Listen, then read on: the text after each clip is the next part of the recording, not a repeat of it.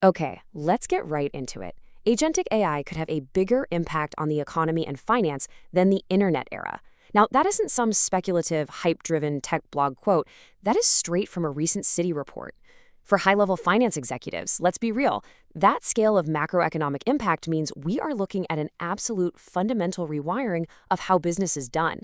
Welcome to The Explainer. Today we're doing a deep dive into agentic AI in finance, specifically how to navigate the very real strategic risks out there and secure audit-safe return on investment.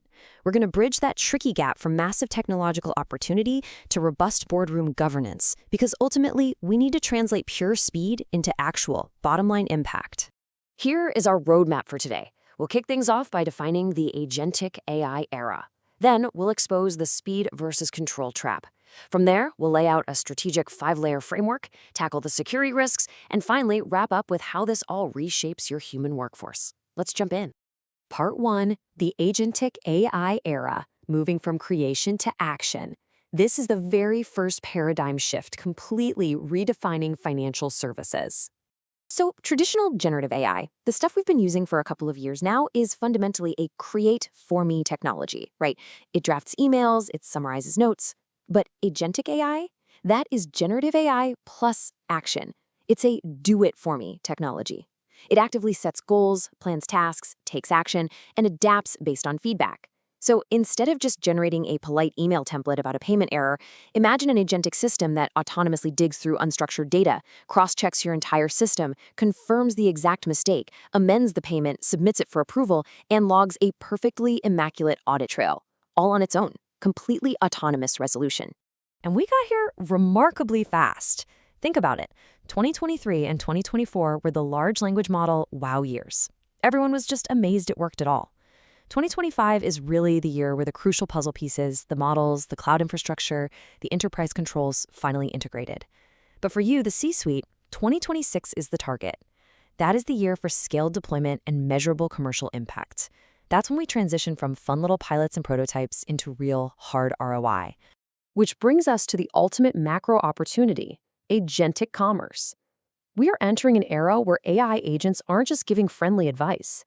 They are autonomously transacting on behalf of clients.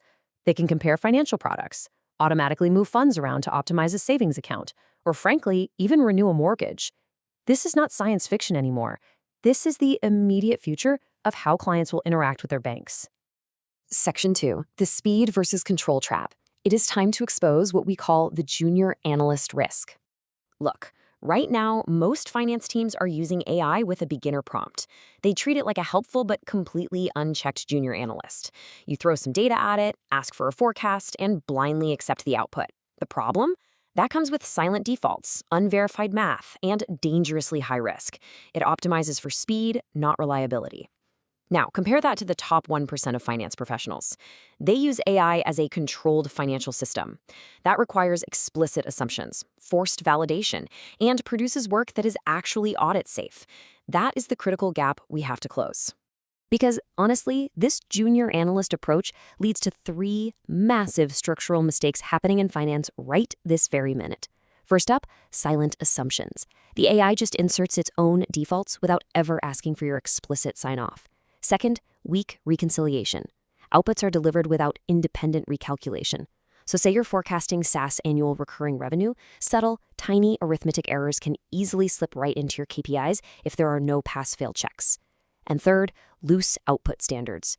Inconsistent table formats make manual audits absolutely impossible.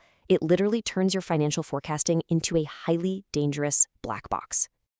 Part 3, the 5-layer framework. Here is your strategic blueprint for locking in that ROI. So how do we fix this black box issue? We use this blueprint to ensure your AI operates as an integrated system, not some unpredictable wildcard. It relies on 5 distinct layers: workflow, prompting standards, validation, governance, and executive output. Let's break down exactly why each of these is absolutely non-negotiable for enterprise finance. Layers 1 and 2 are your structural foundation: workflow and prompting. At the workflow level, you absolutely must have mandatory run purpose tags and named owners. If a number is just floating around in isolation, nobody knows if it's a rough working draft or a final board-ready report. The AI has to know where its output is going so it acts with the right discipline. Then, at the prompting level, you define exact input names and fixed column formats. You mandate machine-readable tables so results can actually be compared across different runs. Look, in finance, consistency is far more important than creativity. Next up, layers 3 and 4, math and traceability. This is the sweet spot where we catch errors before they ever hit your board pack. Validation requires a minimum of 2 independent recomputations with a strict 1% tolerance threshold. If the math fails, boom, the system triggers a stop-and-fix rule right there. Under governance, mandatory assumption logging is required. Remember those silent defaults? Completely forbidden. Every single assumption has to be listed, sourced, and approved, ensuring your audits can always be traced directly back to the original numbers. And finally, Layer 5, Executive Output. This one is specifically designed for decision makers. You force the AI to produce a standardized summary capped at exactly 5 bullets. Not 6, not 4, exactly 5, with 1 actionable item per bullet and the complete elimination of technical jargon. Without this layer, AI just generates these long, rambling, messy reports where critical risks get buried on page 12. By strictly formatting the output, executives get exactly the clarity they need to make the right strategic calls. Moving on to part 4, security and strategic risks, because governing autonomous actors brings a whole new set of challenges to the table. I want you to consider this reality for a second. 50% of global internet traffic is currently driven by bots, half of it, and a shockingly large portion of those are malicious. We have to face the cold fact that ill-intentioned actors adopt new technology at lightning speed, mainly because they don't have compliance departments or regulations to follow. In this kind of landscape, AI acts as an incredibly fast delivery mechanism for fraud at an unprecedented scale. So the absolutely crucial point here is how we establish executive countermeasures. How do we let these agents act with authority without blowing up our security? Well, we use AI wallets. Think of these as pre-funded accounts with strict capped transaction budgets, meaning an agent can only spend up to a very specific hard limit. We also implement automated authentication, which tracks the contextual chat history of the agent all the way back to the original human who made the request. And overarching all of this, human-in-the-loop permissions. These are the actionable guardrails that keep your enterprise infrastructure totally secure. Finally, Section 5, reshaping the finance workforce, because we cannot talk about autonomous agents without talking about redefining human capital. The short answer to the big question, will this cause mass layoffs, is no. Tasks will certainly change, but agentic AI doesn't replace the workforce, it reshapes it. Productivity is going to rise across the board. Now, yes, some highly repetitive, outsourced operational roles might shrink, but the human focus is going to shift heavily upward toward higher value activities, strict oversight, strategic judgment, and exception handling. In fact, managing autonomous AI effectively means your finance org chart is going to look completely different.